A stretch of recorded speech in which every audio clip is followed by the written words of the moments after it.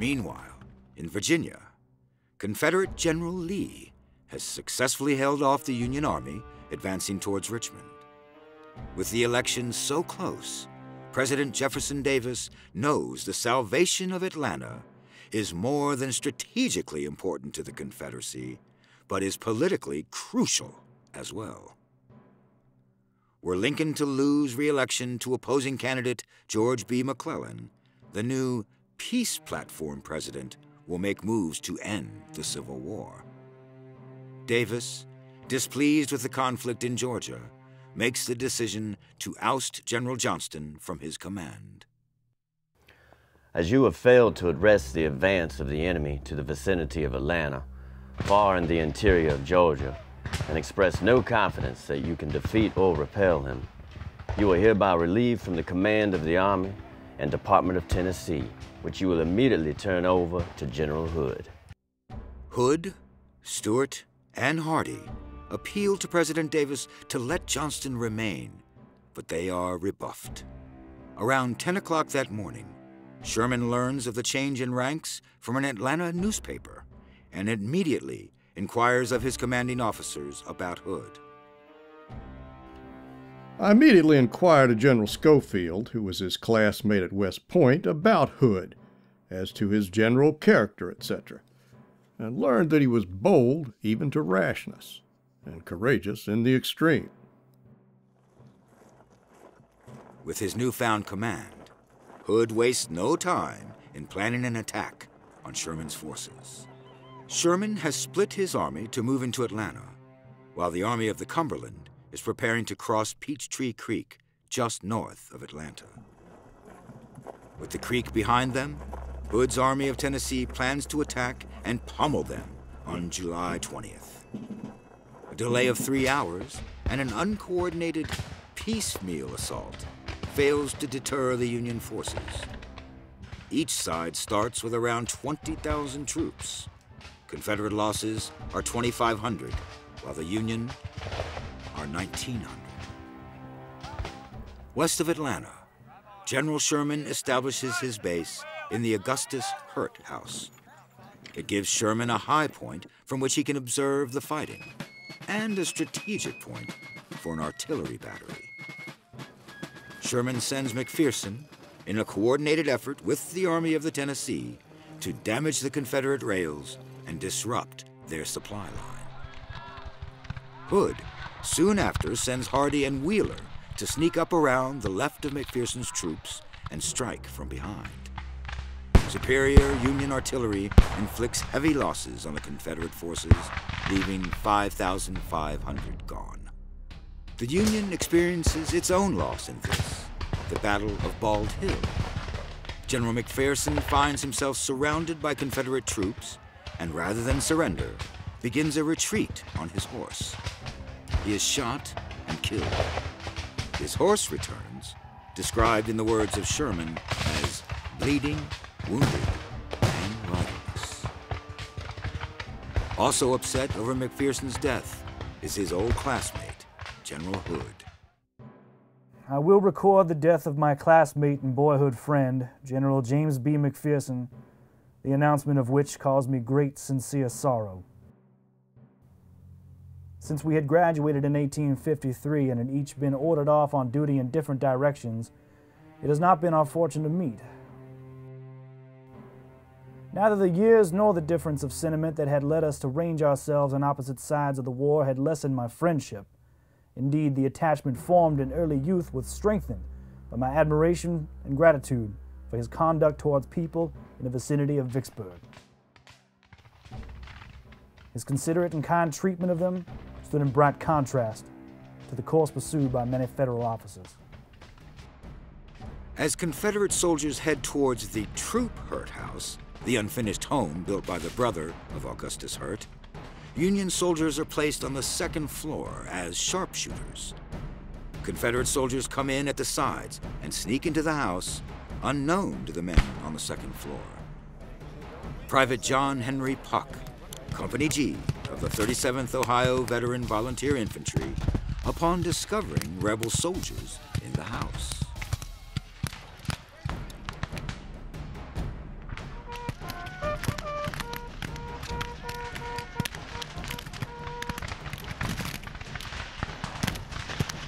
Puck's fall is broken by a pile of knapsacks outside, and as he begins running away, he encounters Union Major General John Alexander Logan, known as Blackjack for his distinctive black mustache and swarthy complexion.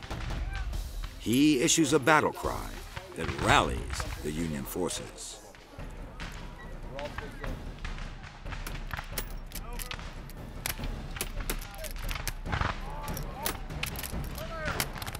Eventually, the new Confederate occupants will be attacked by artillery and forced out.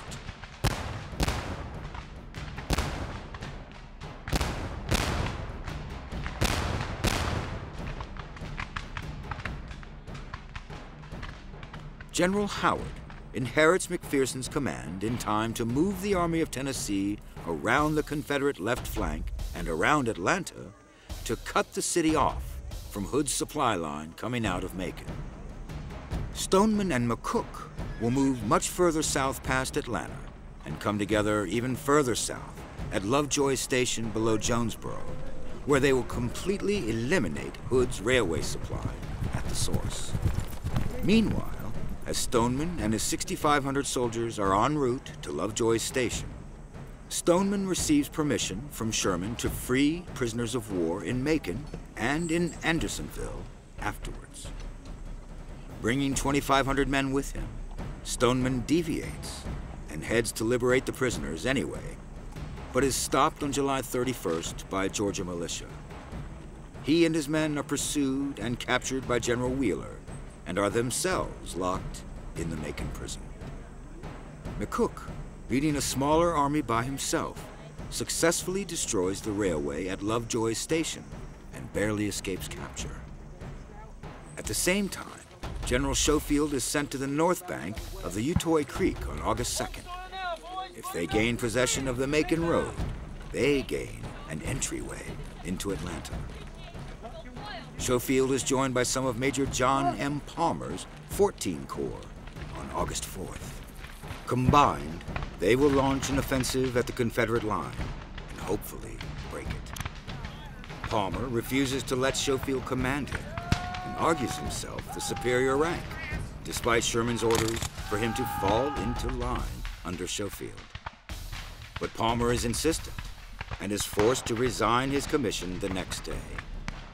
Brigadier General Jefferson C. Davis takes over command, and the morning of August 5th, they attempt to cross the creek in force. The Union troops successfully surge forward, but stop to regroup. By the time they are ready to push forward once more, they encounter a more fortified Confederate line led by William B. Bate, and they are forced back. Unable to take the railroad, the Union troops entrenched themselves near the Confederate line. It is a major loss for Schofield's men, 850, while the Confederacy only loses 35. General Lee congratulates Bate and his men. Soldiers who fight with the coolness and determination that these men did will always be victorious over any reasonable number. Skirmishing maintains along the creek and around Atlanta.